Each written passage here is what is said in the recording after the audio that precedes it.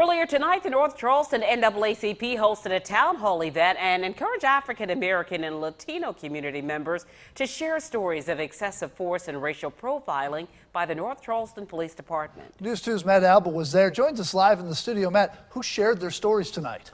Well, guys, the majority of the people who shared their stories were black, and actually 0 Latino people spoke. But what was interesting, some middle school and high school students and their parents said they feel their children were racially profiled in Charleston County classrooms. Thursday evening, community members and students in North Charleston met to share stories about policing in their neighborhood and in their schools. SROs came and they started pushing me around and yelling at me, and I didn't appreciate that. This young student is in 9th grade at R.B. Stall High School, and she says she was tackled and written up by school resource officers after an altercation that stemmed from being late to class. Eventually they got frustrated and threw me on the ground, and one of them got on top of me. Do you think that it was unnecessary for them to use that kind of force, or do you think that, you kind of asked for it?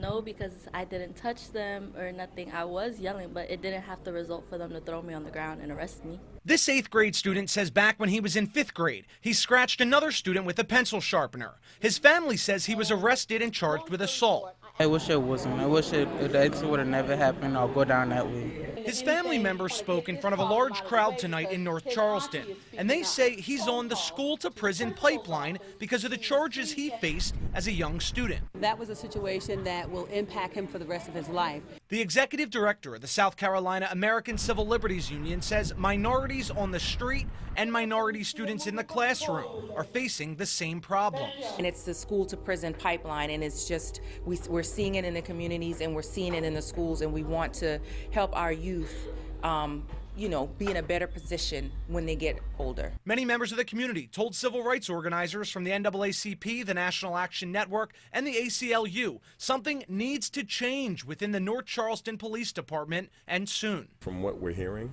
from residents of all backgrounds, Latino, white, African American, not much has changed at all. Our earlier broadcast at 6 p.m., I asked organizers from the North Charleston NAACP if they actually invited North Charleston police to the event tonight. I asked why not have them there and confront the problem head on. Tonight, they said they were hearing the people's stories. They said police were welcome to attend because it was an open event. However, no North Charleston police officers were present this evening. Live in the studio, Matt Alba, News 2. Thanks, Matt. During the next 6 months, members of the North Charleston NAACP say they will present these cases to the Department of Justice. They say they want these incidents investigated. Of course, we will continue to follow this story.